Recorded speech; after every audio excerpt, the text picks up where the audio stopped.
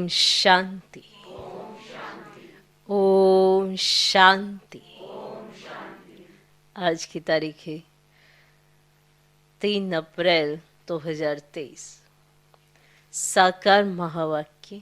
बाबा कहते, मीठे बच्चे, बाप आए हैं तुम्हें ज्ञान का तीसरा नेत्र देने, जिससे तुम सृष्टि के आदि मध्य अंत को जान बुद्धिवान बने हो।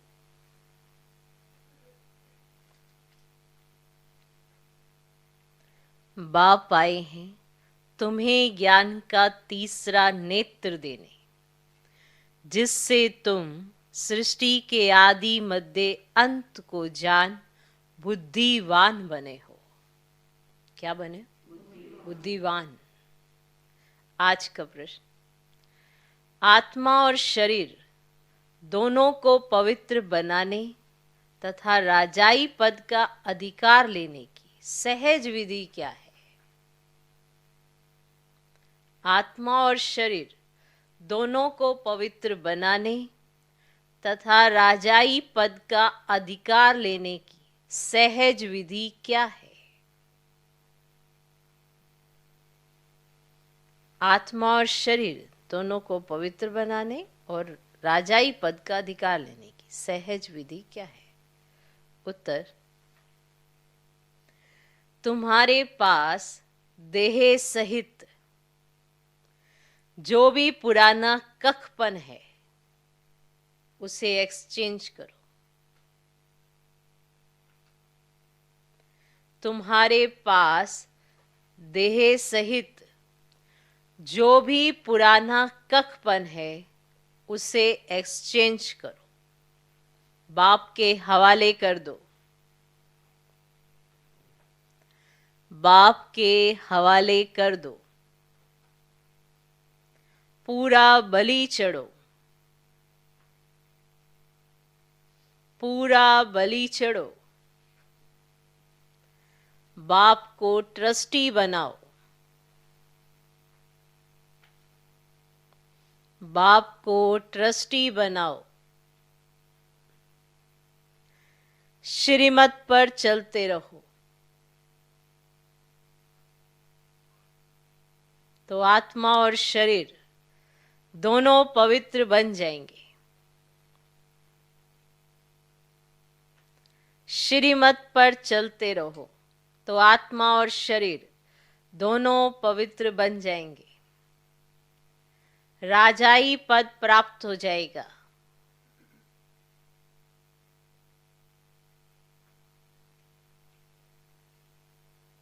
जनक भी बलि चढ़ा तो उनको जीवन मुक्ति मिली। जनक भी बलि चढ़ा तो उनको जीवन मुक्ति मिली। तुम बच्चे भी बाप को वारिस बनाओ तो 21 जन्मों का अधिकार मिल जाएगा। तुम बच्चे भी बाप को वारिस बनाओ तो 21 जन्मों का अधिकार मिल जाएगा।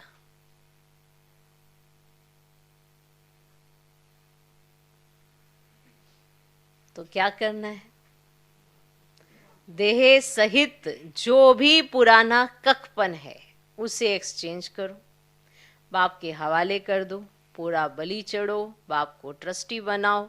श्रीमत पर चलते रहो तो आत्मा और शरीर दोनों पवित्र बन जाएंगे। राजाई पद प्राप्त हो जाएगा। जनक भी बलि चढ़ा तो उनको जीवन मुक्ति मिली। तुम बच्चे भी बाप को वारिस बनाओ तो 21 जन्मों का अधिकार मिल जाएगा। आज का गीत है, नैनहीन को राह दिखाओ प्रभु। ओम शांति। बच्चों ने गीत सुना? ये भक्त भगवान को पुकारते। भगवान को पूरा ना जानने के कारण मनुष्य कितना दुखी है, कितना माथा मारते रहते हैं भक्ति मार्ग में। सिर्फ इस जन्म की बात नहीं, जब से भक्ति मार्ग शुरू हुआ है तब से धक्के खाते रहते हैं। भारत में ही पूज्य देवी देवताओं का राज्य था, जिसको स्वर्ग सचखंड कहा जाता था। अब भारत झूठ खंड है। भारत की महिमा बड़ी जबरदस्त है, क्योंकि भारत परम पिता परमात्मा का बर्थ प्लेस है। उसका असल नाम शिव ही है। शिव जयंती मनाते हैं। रुद्र व सोमनाथ जयंती नहीं कहा जाता, शिव जयंती व शिवरात्रि कहा जाता है। अब सभी नयनहीन बुद्धिहीन है, क्योंकि सब में 5 विकार प्रवेश है। रावण ने नयनहीन और बुद्धिहीन बनाया है। एक दो को दुख देते रहते हैं। भारत जब स्वर्ग था तो दुख का नाम नहीं था। स्वर्ग की स्थापना करने वाला है हेवनली गॉड फादर। अभी सब भक्तों का भगवान तो जरूर एक होना चाहिए ना। सभी नयनहीन है, अर्थात ज्ञान के चक्षु व डिवाइन इनसाइट नहीं है। भगवानुवाच, मैं तुमको राजयोग सिखाता हूं। श्रीमद् भगवद गीता है मुख्य। श्री अर्थात श्रेष्ठ मत से अब तुमको बुद्धिवान बनाया जाता है। दिव्य चक्षु अर्थात ज्ञान का तीसरा नेत्र देते हैं। वास्तव में ज्ञान का तीसरा नेत्र तुम ब्राह्मणों को मिलता है, जिससे तुम बाप को और बाप की रचना के आदि मध्य अंत जान जाते हो। इस समय सर्वव्यापी है देह अहंकार व 5 विकार। इसीलिए सभी घोर अंधियारे में है। तुम बच्चों के पास रोशनी है। तुम्हारी आत्मा सारे वर्ल्ड की हिस्ट्री ज्योग्राफी को जान गई है। आगे तुम सब अज्ञान में थे। ज्ञान अंजन सतगुरु दिया, अज्ञान अंधेर विनाश। जो पूज्य थे वही फिर पुजारी बन पड़े हैं। पूज्य है रोशनी में, पुजारी है अंधेरे में। परमात्मा को आप ही पूज्य, आप ही पुजारी नहीं कह सकते। वह तो है ही परम पूज्य, सबको पूज्य बनाने वाला। उनको कहा जाता है परम पूज्य, परम पिता, परम आत्मा। कृष्ण को ऐसे थोड़े कहेंगे। उनको सब गॉड फादर नहीं कहेंगे। निराकार गॉड को ही सब गॉड फादर कहते हैं। है वह भी आत्मा, परंतु परम है। इसीलिए उनको परम पिता, परम आत्मा कहा जाता है। आत्मा और परमात्मा का रूप एक ही है। जरूर हम आत्मा हैं, वह परम आत्मा सदैव परम धाम में रहने वाला है। अंग्रेजी में उनको सुप्रीम सोल कहा जाता है। बाप कहते हैं तुम गाते भी हो आत्मा परमात्मा अलग रहे बहुकाल। ऐसे नहीं परमात्मा परमात्मा से अलग रहे बहुकाल, नहीं। पहले नंबर का अज्ञान है आत्मा सो परमात्मा, परमात्मा सो आत्मा कहना, ये पहले नंबर का अज्ञान है। आत्मा तो जन्म मरण में आती है, परमात्मा थोड़े ही पुनर्जन्म में आते हैं। बाप बैठ समझाते हैं तुम भारतवासी स्वर्गवासी पूज्य थे। ये सारी ईश्वरीय फैमिली हो गई ना। अच्छा भला ये तो बताओ तुम मात पिता किसको कहते हो? ये कौन कहते हैं? आत्मा कहती है तुम मात पिता हम बालक तेरे, तुम्हारी कृपा से स्वर्ग के सुख घनेरे। हमको स्वर्ग में मिले हुए थे सुख घनेरे। तो मात पिता आकर स्वर्ग की स्थापना करते हैं तो हम आपके बच्चे बनते हैं। बाप कहते मैं संगम पर ही आकर राजयोग सिखलाता हूं नई दुनिया के लिए। बाप आकर समझाते हैं तुम मुझे भूल गए हो। मेरी तो शिव जयंती भी भारत में मनाते हो ना। अब गाया भी जाता है शिवरात्रि, कौन सी रात्रि? अब ये ब्रह्मा की बेहद की रात है। संगम पर आकर रात से दिन अर्थात नरक से स्वर्ग बनाते हैं, और शिवरात्रि के अर्थ का भी कोई को पता ही नहीं है। भगवान है निराकार, और मनुष्यों के तो जन्म बाय जन्म शरीर के नाम बदलते हैं, और परमात्मा कहते हैं मेरा शारीरिक नाम ही नहीं है, क्योंकि मेरे पास शरीर ही नहीं है। मेरा नाम शिव ही है। मैं सिर्फ बूढ़े वानप्रस्थ तन का आधार लेता हूं। अब ये पूज्य था, अब पुजारी बना है। शिव बाबा आकर स्वर्ग रचते हैं, हम उनके बच्चे हैं, तो जरूर हम स्वर्ग के मालिक होने चाहिए ना। तो वह शिव बाबा है ऊंचे ते ऊंचा, और ब्रह्मा विष्णु शंकर का पार्ट अपना अपना है, हर एक एक्टर का पार्ट अपना है। तो हर एक आत्मा में अपना सुख का पार्ट नूंदा हुआ है। तो बाप कल्प कल्प आकर भारतवासियों को स्वर्गवासी बनाते हैं, उसको भूल गए हैं। तो कहते फलाना स्वर्गवासी हुआ। अरे अब तो नरक है, तो पुनर्जन्म भी जरूर वो नरक में ही लेंगे ना। तो फिर तुम उनको नरक का भोजन क्यों खिलाते हो? अगर वो स्वर्ग में चला गया तो तुम उनको नरक का भोजन क्यों खिलाते हो? स्वर्ग में तो अथाह वैभव है। फिर उनकी आत्मा को मंगाकर नरक का भोजन क्यों खिलाते हो? अगर मानते हो कि वो स्वर्गवासी हो गया, ये निश्चय कर लिया कि वो स्वर्गवासी हो गया, फिर तुम उन्हें नरक में क्यों बुलाते हो? और फिर यहाँ का भोजन नरक का भोजन क्यों खिलाते हो? पतित ब्राह्मण को खिलाते हो, प्याज आदि खिलाते हो। वहां थोड़े ये होता है। अब वो आत्मा चली गई स्वर्ग में, आपने कहा स्वर्ग में चलेगी, स्वर्गवासी हो गई, तो वो नरक में बुलाकर उसको पतित भोजन खिलाकर, माना प्याज वाला भोजन खिलाकर, स्वर्ग में तो प्याज होता ही नहीं, क्यों खिलाते हो उसको?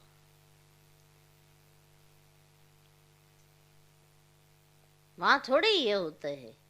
तो देखो भारत की क्या हालत हो गई है। भगवान उवाच, मैं तुमको ज्ञान का तीसरा नेत्र देता हूं, तुम फिर से राजाओं का राजा बनेंगे। देवी देवताएं 84 जन्म भोग पूजे से पुजारी बन गए। तुम जानते हो हम शिव बाबा के वारिस बने थे, और शिव बाबा ने स्वर्गवासी बनाया था, तब उनको सब याद करते हैं। तो ओ गॉड फादर रहम करो। तो साधु भी तो साधना करते हैं ना, क्योंकि यहाँ दुख है तो निर्वाण धाम जाना चाहते हैं। तो आत्मा परमात्मा में लीन तो होती नहीं है, यह समझना भूल है। अब तुम कहते हो हम आत्मा परम धाम में रहने वाली हैं, हम आत्मा सो देवी देवता कुल में आएंगी, फिर 84 जन्म भोगेंगे। हम सो आत्मा फिर दैवी कुल, क्षत्रिय से वैश्य कुल, फिर शूद्र कुल में आएंगे। और शिव बाबा तो जन्म मरण में नहीं आते, सिर्फ आकर भारत को स्वर्ग बनाते हैं। तो गाया भी जाता है सतयुग में सूर्यवंशी श्री लक्ष्मी नारायण की डिनाइस्टी थी। तो जैसे लक्ष्मी नारायण की डिनाइस्टी ऐसे गाता ना, तो जैसे कृष्णन घराने वाले कहते ना Edward the first, Edward the second, तो ऐसे थर्ड चलता है, वैसे ही वहां भी Lakshmi Narayan the first, Lakshmi Narayan the second, third, ऐसे 8 डिनाइस्टी चलती है। क्लियर? तो अभी तुम ब्राह्मणों का तीसरा नेत्र खुला है, तो बाप बैठा आत्माओं से बात करते हैं। तो तुम ऐसे 84 का चक्र लगाकर इतने इतने जन्म लेते आए हो। तो वर्ण का भी एक चित्र बनाते हैं, जिसमें देवता क्षत्रिय वैश्य शूद्र बनाते हैं ना। तो अब तुम जानते हो कि हम सो ब्राह्मण चोटी हैं, जानते हो। इस समय हमें ईश्वरीय औलाद प्रैक्टिकल में, तो इस समय राजयोग और ज्ञान से हमको सुख घनेरे मिलते हैं। अब कोई तो सूर्यवंशी राजा रानी का वर्षा लेते हैं, और कोई चंद्रवंशी का, तो सारी किंगडम स्थापन हो रही है ना। तो एक ही समय पर संगम पर सतयुग त्रेता की पूरी राजधानी स्थापित हो रही है। तो हर एक अपने पुरुषार्थ से वह पद पाएंगे। कोई अगर पूछे कि अभी पढ़ते पढ़ते हमारा शरीर छूट जाए तो क्या पद मिलेगा, तो बाबा बतला सकते हैं। अगर अभी अभी कोई पूछे कि बाबा अगर पढ़ते पढ़ते अभी मेरा शरीर छूट जाए तो मैं क्या पद पाऊंगा, तो बाबा बतला सकते हैं। अब योग से ही तो आयु बढ़ती है, भी कर्म विनाश होते हैं, और कोई उपाय पति से पावन बनने का है ही नहीं। तो पतित पावन कहने से ही भगवान याद आता है। तो भगवान है कौन ये नहीं जानते। तो बाप कहते मैं आता ही हूं ना, भारत में हूं, ये मेरा बर्थ प्लेस है। और सोमनाथ का मंदिर कितना आलीशान था। तो ये बाप भी बच्चों को समझाते हैं, और जिसके फिर बाद में शास्त्र बनते हैं। तो भक्ति मार्ग में ही ये यादगार बनना शुरू होते हैं। जब पुजारी बनते हैं तो पहले पहले सोमनाथ का मंदिर बनाते हैं। और भारत तो सतयुग त्रेता में बहुत साहूकार था, मंदिरों में अथाह धन था। सोचो मंदिरों में इतना धन था तो महलों में कितना होगा। मंदिरों में अथाह धन था, भारत हीरे तुल्य था। अब तो कंगाल कोड़ी तुल्य है। फिर बाप आकर भारत को हीरे तुल्य बनाते हैं। तो सारा झाड़ जड़ जड़ीभूत अवस्था को पाया हुआ है। तो बाप कहते हैं अपनी शक्ल तो देखो, लक्ष्मी नारायण को वरने लायक हो। अब नारद की कहानी है ना, पतितात्मा पवित्र लक्ष्मी अथवा नारायण को कैसे वर सकेगी। विकार में गए तो फिर पासपोर्ट कैंसिल हो जाता है। अपने आप को देखा जाता है कि हम ऐसा पुरुषार्थ करते हैं जो बाबा मम्मा के गद्दी नशीन बन सके। अब यह है ही पतित दुनिया, पवित्रता है मुख्य। अब तो no health, no wealth, no happiness, तो ये रोने के पानी में सल राज्य है, मृग तृष्णा समान। तो इस पर भी ना दुर्योधन की कहानी शास्त्रों में बनाई है। अब दुर्योधन विकारी को कहा जाता है, और द्रौपदी कहती है हमारी लाज रखो। अब ये द्रौपदियां है ना, तो बाप कितना अच्छी रीति समझाते हैं। जितना बुद्धि योग पूरा लगा हुआ होगा तो धारणा भी होगी। नॉलेज ब्रह्मचर्य में ही पड़ी जाती है। और बाप कहते हैं ग्रस्त व्यवहार में रहते कमल फूल समान रहना है, दोनों तरफ निभाना है। मरना भी जरूर है, निभाना भी जरूर है। मरने समय मनुष्यों को मंत्र देते हैं, तो बाप कहते हैं तुम सब मरने वाले हो। अब किसको को तुम मरने वाले हो, तो इससे पहले परिचय मिल जाता है ना कि आत्मा कौन है। तो ऐसे किसी तुम मरने वाले हो, इससे झटका लगेगा ना। तो बाबा कहते हैं तुम सब मरने वाले हो, मैं कालों का काल सबको वापस ले जाने वाला हूं। तो खुशी होनी चाहिए ना। फिर जो अच्छी रीति पढ़ेंगे वे स्वर्ग के मालिक बनेंगे, नहीं पढ़ेंगे तो प्रजापद पाएंगे। अब यहाँ तुम आए हो राजाई पद पाने। अब ये पढ़ाई है, इसमें अंधश्रद्धा की तो देखो बच्चे कोई बात ही नहीं है। ये पढ़ाई है राजाई के लिए। अब जैसे उस पढ़ाई की एम ऑब्जेक्ट है बैरिस्टर बनेगा, तो योग जरूर पढ़ाने वाले टीचर से रखना पड़े। अब यहाँ तुमको भगवान पढ़ाते हैं तो तुमको उनसे योग लगाना है। तो बाप कहते मैं परम धाम बहुत दूर दूर से आता हूँ। परम धाम कोई ये नहीं है, दूर बहुत दूर है। और परम धाम कितना ऊंचे है, सूक्ष्म वतन से भी ऊंचे है। वहां से आने में मुझे 1 सेकंड लगता है, उनसे तीखा और कुछ हो ही नहीं सकता। और सेकंड में जीवन मुक्ति देता हूं। जनक का मिसाल है ना। अभी तो नर्क पुरानी दुनिया है, अब नई दुनिया स्वर्ग को कहा जाता है। तो बाप नर्क का विनाश कराए, स्वर्ग की स्थापना कराते हैं। बाकी उनको सर्वव्यापी कहने से क्या मिलेगा, कुछ नहीं, कुछ भी नहीं। तो बाप तो आकर स्वर्ग का मालिक बनाते हैं, बाकी सभी आत्माएं शांति धाम चली जाएंगी। आत्मा अमर है, अब उसको पाठ भी अमर मिला हुआ है। फिर आत्मा छोटी बड़ी कैसे हो सकती है। अब आत्मा है ही स्टार, बड़ी छोटी हो ही ना सके। ये छोटा स्टार, ये बड़ा स्टार, फिर छोटा, ये बड़ा, ऐसे नहीं होता, एक समान है। तो अब तुम हो गॉड फादरली स्टूडेंट्स हो, गॉड फादर नॉलेजफुल ब्लिसफुल है, वे तुमको पढ़ा रहे हैं। तुम जानते हो इस पढ़ाई से हम 100 देवी देवता बनेंगे। तुम भारत की सेवा कर रहे हो, कर रहे हो। पहले पहले तो बाप का बनना है, और जगह तो गुरु के पास जाते हैं, उनके बनते हैं, अथवा उसे अपना गुरु बनाते हैं। अब यहाँ तो है बाप, तो पहले बाप का बच्चा बनना पड़े। और बाप बच्चों को अपनी जायदाद देते हैं, तो बाप कहते हैं बच्चे तुम एक्सचेंज करो, तुम्हारा कखपन हमारा, हमारा सब कुछ तुम्हारा। तुम्हारा कखपन हमारा, हमारा सब कुछ तुम्हारा। देह सहित जो कुछ है वह सब कुछ मेरे को दो। मैं तुम्हारी आत्मा और शरीर दोनों को पवित्र बना दूंगा, और फिर राजाई पद भी दूंगा। और तुम्हारे पास जो कुछ है वह बलि चढ़ो, मुझे ट्रस्टी बनाओ, मेरी श्रीमत पर चलो। अब जनक राज्य भाग्य सहित बलि चढ़ा, तो उनको जीवन मुक्ति मिली। बाबा ये सभी कुछ आपका है। तो बाप कहते हैं मुझे वारिस बनाओ, मैं 21 जन्म तुमको वारिस बनाता हूं, सिर्फ मेरी मत पर चलो। बल धंधा करो, विलायत जाओ, कुछ भी करो, सिर्फ मेरी मत पर चलो। खबरदार रहना है,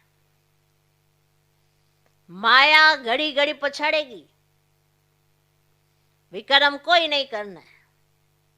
कदम कदम श्रीमत पर चलना है तो तुम श्रेष्ठ बनेंगे। अब बाप तो दाता है, सिर्फ तुमको ट्रस्टी बनाते हैं। अब कहते भी हो ये बच्चे धन आदि सब भगवान का दिया हुआ है, ऐसे कहते हो ना, ये बच्चा भी भगवान का दिया हुआ है, ये धन भी भगवान का दिया हुआ है, ऐसे कहते हो ना। अब भगवान कहते मुझे दो,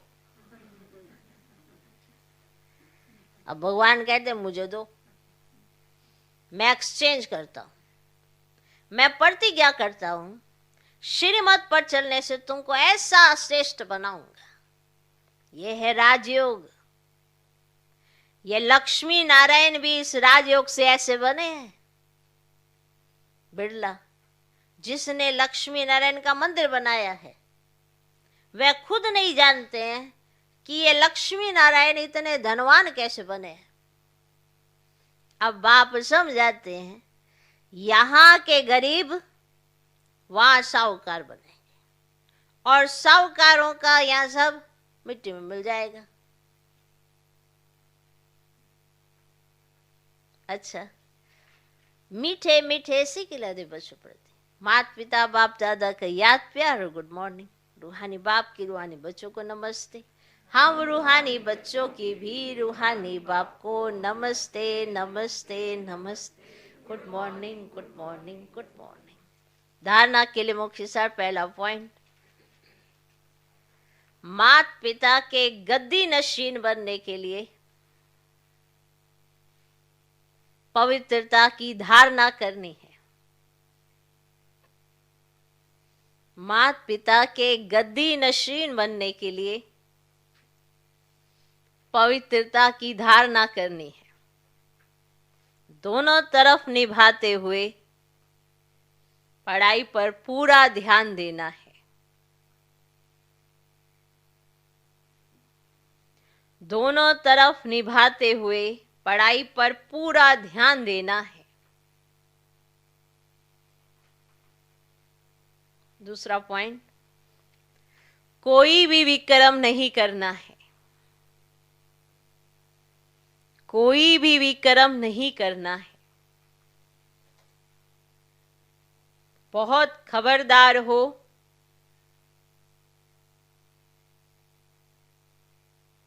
श्रीमत पर चलते रहना है। बहुत खबरदार हो, श्रीमत पर चलते रहना है। ट्रस्टी जरूर बनना है। ट्रस्टी जरूर बनना है। ठीक। आज का वरदान, अपने मस्तक बीच सदा बाप की स्मृति मर्ज रखने वाले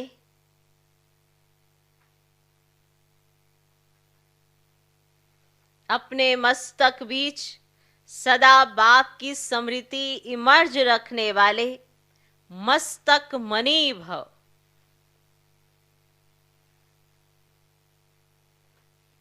अपने मस्तक बीच सदा बाप की स्मृति इमर्ज रखने वाले मस्तक मणि भव। मस्तक मणि अर्थात जिसके मस्तक में सदा बाप की याद रहे, इसी को ही ऊंची स्टेज कहा जाता है। अपने को सदा ऐसी ऊंची स्टेज पर स्थित रहने वाली श्रेष्ठ आत्मा समझ आगे बढ़ते रहो, जो इस ऊंची स्टेज पर रहते हुए नीचे की अनेक बातों की, अनेक प्रकार की बातों को सहज पार कर लेते हैं। समस्याएं नीचे रह जाती हैं और स्वयं ऊपर हो जाते हैं। मस्तक मणि का स्थान ही ऊंचा मस्तक है, इसलिए नीचे नहीं आना, सदा ऊपर रहो। आज का स्लोगन, बेफिक्र बादशाह की स्थिति का अनुभव करना है। बेफिक्र बादशाह की स्थिति का अनुभव करना है तो मेरे को तेरे में परिवर्तन कर दो। तो मेरे को तेरे में परिवर्तन कर दो। जहां भी मेरापन होता है वहां फिक्र होती है, फिक्र साथ जुड़ जाती है, क्योंकि मेरा मेरा कहते कहते ही मोह, उसमें मोह जाल में फंस जाते हैं। और जहां भी मेरा कहा वहां फिक्र शुरू हो जाती है, और कहा तेरा तो बेफिक्र हो सकते हैं, क्योंकि फिक्र को बदलने का एक ही साधन है, मेरे को तेरे में बदल दो। सब कुछ बाप का है तो फिक्र किस बात का है। तो बेफिक्र बादशाह की स्थिति का अनुभव कर सके।